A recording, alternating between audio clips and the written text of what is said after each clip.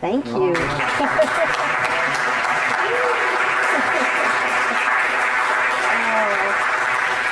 Good morning. Oh, I'm so happy to be back here with you. I just have to say, wasn't that the most beautiful, profound silence? Wow, Noah and Karen, you really set us up so perfectly. Thank you so much. So Happy New Year. I know we're getting toward the end of being able to say that legitimately, but because I haven't seen most of you since the New Year, I wanted to bring that home. This month, we're going to tackle spiritual law, and that's a perfect topic to jump into in the first month of the year. This is the time when I like to take stock, when I like to look at change and that wonderful clean slate that's offered to us, a fresh start, as we begin to remember to write 2016 instead of 2015. No matter what happened to us last year, this year has new opportunities to grow in and excel at. A time to explore new ways of thinking and being. So why review our laws right now? Well, for me, I'm due for an annual tune-up, I think. It's a perfect opportunity to refresh my spirit and to remind me that I'm a divine and beautiful child of God that is loved and appreciated, and that God and good are all around me and every one of you, in everything and in everyone. So you remember when Mayor Ed Koch was in power in New York City? Do you remember what he used to say? How am I doing? How am I doing? That's what we're going to take a look at today. How am I doing living in the flow of God's abundance according to the law of giving and receiving? So our inspiration for the law of giving and receiving today is found in the New Testament in Luke chapter 6, verse 38. And it goes, "Give, and it will be given to you. Good measure, pressed down, shaken together, running over, will be put into your lap. For the measure you use will be measured back to you." Now, the 6th chapter of Luke is chock full of all kinds of wisdom like that, including a lot of the parables, and not the least of which is the Sermon on the Mount. It might be easy for these few little verses to be overlooked against all that spiritual firepower. But I like to think that Jesus was on a roll in this particular section of the Bible and was really teaching us some things to remember all through that chapter. Give, and it will be given to you. Good measure, pressed down, running over, will be put into your lap. That's so visual, isn't it? It's so easy to imagine. It made me think about those wonderful French coffee presses, you know, pressed down and running over. And also conjured up for me my little baby niece at Christmas time got one of those pillow pals, you know, that has a zipper and you put all your toys in your pajamas. She was stuffing everything she had in that. She could barely lift it, but she was embracing and pressing down all of her goodies in that one little piece. I just love that. So that sounds like a pretty great deal, doesn't it? Give, and it will be given to you. It's a law we can count on, just like gravity. Just like 1 and 1 is always going to be 2. But I imagine there might be a couple of us here this morning that might have had a few tiny little challenges with this law.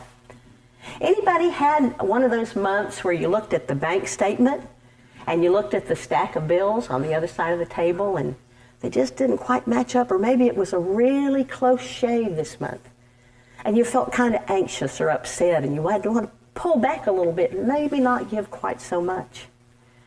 I admit it, I've had those times certainly throughout my life. And what's even weirder is that I made my living for years as a fundraiser.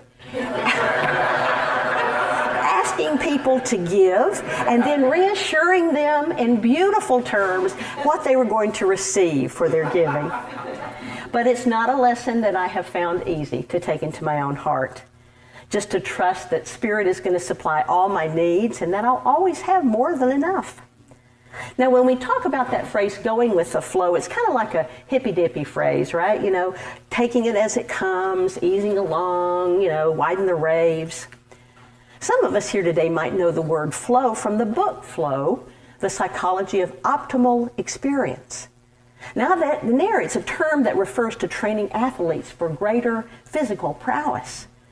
It's kind of called being in the zone as well. And some coaches say that that's a way to merit performance when it's exceptional and consistent and flowing. It's really a moment in time when we become so absorbed in whatever we're doing that nothing else matters. One coach even talked about it as learning to be comfortable with being uncomfortable. Now keep that in your mind. We'll pick that up again as we move along. I think whether or not we're athletes or not, most of us at one time or another have kind of fallen into that moment of reverie when you're completely focused on a certain task. All in time just ceases to matter.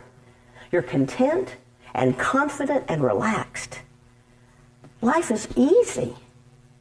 Anybody ever had that feeling? Doing art maybe or reading? A couple of us, absolutely. Here's an interesting idea. Let's see if we can imagine this morning a life when we were so focused in spirit that all the other distractions in the world went away. A life where we could trust spirit for wisdom and courage and strength and prosperity in all situations. I am so grateful that I get to do this work on Sunday mornings because always the topics that come up really apply to my life. So just 10 days ago, on January 6th, we celebrated Three Kings Day, and that's the day of the Epiphany. That's when the three wise men came to see baby Jesus and had this amazing revelation that this was the Messiah. When we talk about having an epiphany, we talk about having a moment of deep understanding of something that's really important to us. So as I've been preparing my talk this week, I had my epiphany about giving and receiving, about if I wanted to be in the abundant flow of God, I just couldn't struggle against it all the time. As ironic as it sounds to be in the flow, I have to get to that place in my spirituality where I can be comfortable, even when my human perception feels uncomfortable. So what happens when we're struggling and we get kind of stuck? In Science of Mind, founder Ernest Holmes says, when the law of circulation is slowed by fear or anxiety or greed, stagnation results. It's only when we allow divine current to flow through us in and out that we really express love and prosperity in our lives. It's a strange phenomenon, isn't it, that the more we try to hold on to something, the harder it is to give openly and generously and to remain open and receptive to receive God's love. In spiritual economics, Eric Butterworth says, spiritual principle always works, but not always exactly as we might expect. The law of giving and receiving is all about flow and balance. I found this really fascinating and very logical. He says, when we give with this hand, and that creates an imbalance. So the universe has to respond by giving to us. The natural order is to be replenished by receiving and to remain open so that easy flow of giving and receiving continues. Where we mess up is when we try and line up that exact alignment, that quid pro quo. Remember that wonderful Latin term you learned in jury duty? You scratch my back and I'll scratch yours. It doesn't work that way. We cannot outgive God. Prosperity is not really just about money, though, is it? First of all, it's omnipresent. That means it's everywhere, in everything and in every person. When we give first, then we can claim our own abundance from the universe. Because through our act of giving, we open that channel wide through which universal supply can pour out to us. Now, if you're feeling a little bit stuck right now, here's a wonderful little experiment I want you to try. We had a marvelous speaker at Unity a couple weeks ago, Barbara Bizou, who is a ritual specialist. And she told us about Chinese New Year is coming up in the first week or two of February. And she suggested that on February 8th, you go around your house and pick up a few dollars. You know that $20 bill you put in the raincoat pocket? You know, you always forget about that one. Or that roll of quarters on the desk. And you put it in a little bowl by the front door. And all during the day when you walk past it, you just bless that money. And the next day, when you go out of the house, you take it with you and you give it away. Give it to whoever you like. Somebody on the train platform, somebody at the diner. Chances are you're going to make somebody's day. And it's going to give you the biggest kick you can ever imagine. You can tell them about the ritual. You can tell them it's about prosperity. Or you can just say, God bless you, and hand them this money. Now that'll free you up for sure. I just want to tell you an amazing thing I came across. Charles and Myrtle Fillmore, of course, were the co-founders of Unity. And they really took this personally. They actually signed a covenant with God. I'm going to read it to you. It's pretty short, but it's really amazing. We, Charles and Myrtle Fillmore, husband and wife, hereby dedicate ourselves, our time, our money, all that we have and all that we expect to have, to the Spirit of truth, and through it to the Society of Silent Unity. It being understood and agreed that the said Spirit of truth shall render unto us an equivalent for this dedication in peace of mind, health of body, wisdom, understanding, love, life, and an abundant supply of all things to meet every want, without our making any of these things the object of our existence. Now, that's a lot of information, isn't it? That is awesome. They signed this in 1892. They gave it all, everything they had. Well, if like me, you're not quite ready to sign on the dotted line like Charles and Myrtle are, I want to talk about a couple of things we can utilize today to move us forward in our giving. In the Unity tradition, when we want to focus on prosperity principles, we do a course called the Forties. And that encourages how to learn about and to give what's called a full tithe, the tithe of time and talent and treasure. So how do we learn about that? Well, treasure is pretty straightforward. We give a tenth of what is ours to where we are spiritually fed. Pretty basic. That's for you to decide. With a tithe of time, however, I found that a little bit easier to let loose of, especially while I've been in retirement. I equate that with giving of service, like serving in the church or serving on a community committee for a positive goal. I see time and tithing in volunteer hours teaching school or making cookies or brownies or coffee for the refreshments downstairs. I see that in praying with the congregants as a prayer chaplain. Most recently, we've had the opportunity in our congregation in Unity of New York to visit with some members of our congregation who are receiving dialysis and a few who are receiving chemotherapy. That's an amazing donation of time. And a lot of time, all you need to do is be there in silence. Just a presence, just a loving person with that individual as they're going through that long stretch of time. Any time spent listening attentively to a child or to a young adult, focusing completely on what they have to say, is a gift beyond words. Anytime we engage on a basic human level, face-to-face, heart-to-heart, anytime we put down the electronics, even just for a minute, that's a gift worth giving. So what about giving our talents? Well, when we consider all of our individual talents, we can't all be amazing like Keegan or Nick and do this beautiful, beautiful decoration.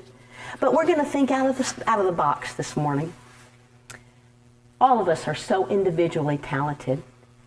Do you have a professional skill or an experience that you might want to bless a small nonprofit with? Or an even simpler one than that. If you're still able and strong to climb up on a ladder, call somebody in the community who might not be able to do that and offer to change the batteries in their smoke detector. Or change that light bulb in the kitchen. It will mean the world to them. Believe me, I know. Also, you know, tomorrow is Martin Luther King Jr. Day, and I'm so grateful that it has become a national day of service. So if you don't have a commitment for tomorrow, take a look online and see if there's something in the community that you might want to take some time with. It's a great way to memorialize this day and that amazing American hero. So let's talk for just a moment about that receiving end of the law. How are you doing with receiving? Are you able to accept a gift when it's given to you? And more importantly, accept the love that comes with that gift? Do you have some challenges in taking even simple praise from a colleague or from your boss? Or even a compliment about your new shoes or your haircut? We live in an abundant universe that is constantly working to feed our needs. But we have to be willing to accept this prosperity as it comes in our lives. Let's imagine for just a moment that we have a favorite niece or nephew that's getting married, and we love them and we love their future spouse, and we check the register and we get some money together and we go and buy the perfect gift. We wrap it up and we take it to them, and they say, "Aunt Becca, we can't accept this from you." I would drop my teeth. I would be flabbergasted. I would be so hurt and so surprised. And let me tell you, I think that's how the universe might feel. When we turn away from the gifts that the universe is trying to send us and say, "I don't want this gift," it might just be a while before we ever have another opportunity to receive that gift again. So here's a couple of little suggestions about a way to be a slightly more graceful receiver. Remember back when Saturday Night Live was on in the 80s and that was Wayne's World? You know, Wayne and Garth? Okay. They used to say, "We're not worthy, we're not worthy." We're going to cut that out. I don't ever want you to say we are not worthy. We are always worthy. We are so loving inherently. And I want you to remember this week that if it's not a loving thought, I want you to put it in the garbage. Only love this week. If it ain't love, let it go. The next thing I want you to try is to give yourself a little bit of love. Not when we're 10 pounds lighter or after we've cleaned the cat box. No. Try a little self-tenderness. The next time you go back to the mirror, look yourself right in the eyes and say, "I love you." How will that feel? I can't wait to try it now. I want you to practice receiving. Maybe this afternoon, I want you to go out and just get something that you want or that you really need. Maybe it's some happy new socks. Or maybe it's just 10 minutes of quiet right outside. I want you to put on those socks and wiggle your toes around and say, "Thank you, God, for warm, dry feet." Or just stand completely still outside, breathe in that air, and feel the silence resting in your ears. Give yourself something and say, "Thank you. I love you." The universe is just waiting with a big old shopping bag of gifts for you. Things like health and loving relationships and that trip you've always dreamed of. Whatever your heart desires. When I was a little kid, I loved the verse in 2 Corinthians. It said, "God loves a cheerful giver." As we work through the law of giving and receiving today, I was reminded of a wonderful moment from the movie Chariots of Fire. Anybody see that movie? Wow, it's a classic. It's just great. The Scottish missionary Eric Liddell is troubled about whether his career as an Olympic runner might be in conflict with his purpose as a minister. And he turns to his sister and he says, "I believe that God has made me for a purpose, but he has also made me fast. And when I run, I feel his pleasure." When we use the gifts that God is giving us for every purpose he intends, we do indeed feel his pleasure. This week, I encourage you to let that warm and fuzzy feeling we get from giving remind you gently and gratefully to receive as well. And so it is. Amen.